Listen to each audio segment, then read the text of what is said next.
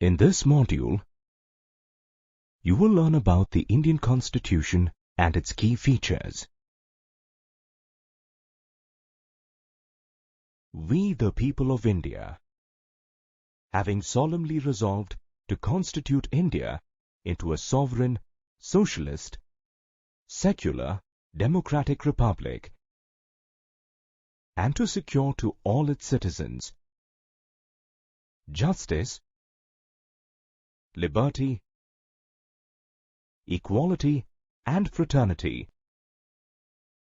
in our Constituent Assembly, this 26th day of November, 1949, do hereby adopt, enact, and give to ourselves this Constitution.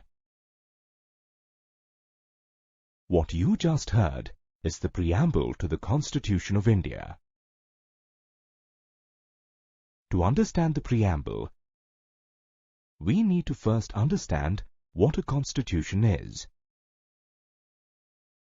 Firstly, a constitution is a list of principles that the people of a country agree upon as the basis of how they want to be governed. Almost all countries in the world have a constitution. Nepal is actually in the process of rewriting its constitution. Let's take a closer look. Nepal used to be a monarchy, and so, as per the earlier constitution adopted by Nepal in 1990, the final authority rested with the king. The people were not happy with the monarchy and they started revolting. Finally, in 2006, the monarchy was abolished. Nepal became a democracy. To reflect this, the constitution is now being rewritten to remove the authority of the king and put the power in the hands of the people. India too is a democracy, and this fact is included in our constitution as well. So, another important function of the constitution is to define the nature of a country's polity. After helping India gain independence from the British, the Indian national movement had many ideas for free and democratic India. They envisioned a set of laws that would determine the functioning of a democratic government. Did you know that the Constitution of India was decided by a team of 300 people under the chairmanship of Dr. Baba Saheb Ambedkar? It took 3 years to write and finally came into force on the 26th of January 1950, the day India celebrates as Republic Day. As we already saw, India too is a democracy,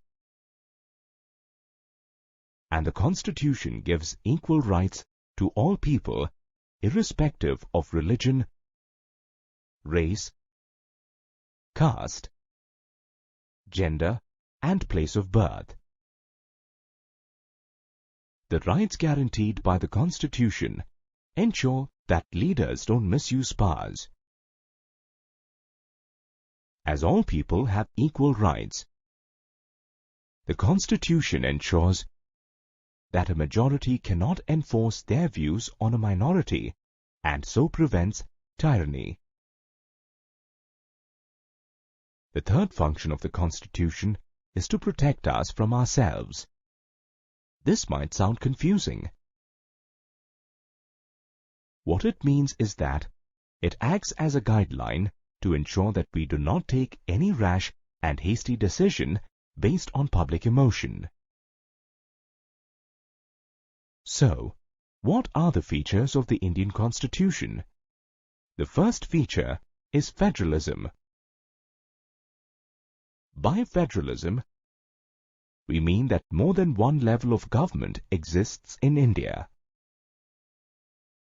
These are the central government, the state government, and the local state government or Panchayati Raj. The second feature is the parliamentary form of government.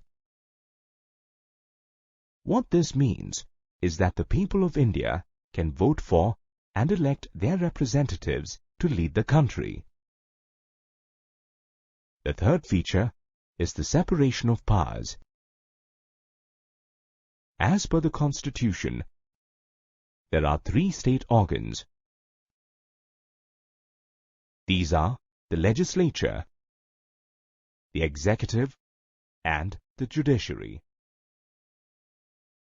The legislature refers to the Indian Parliament, which consists of the elected representatives.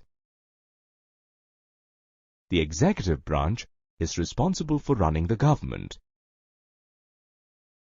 This is headed by the President and the Prime Minister. The judiciary refers to the system of courts in India. The separation of powers states that each of these organs exercise different responsibilities. Also, each organ keeps the other organ in check. Hence, power is balanced. The fourth feature is that of fundamental rights. The fundamental rights provided by the Constitution are the right to equality, the right to freedom, the right against exploitation, the right to freedom of religion, right to cultural and educational rights, and the right to constitutional remedies. The other feature of the Constitution is secularism.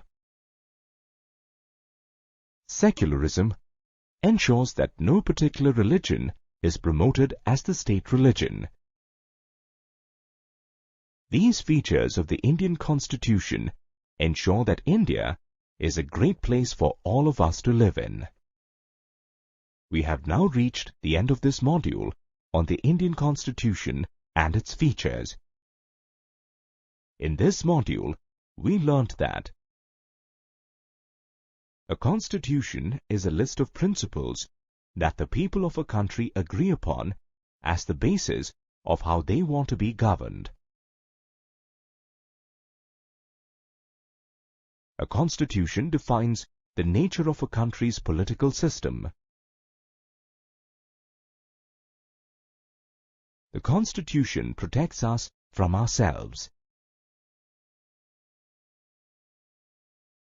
And that the key features of the Constitution are federalism, parliamentary form of government, separation of powers, fundamental rights, and secularism.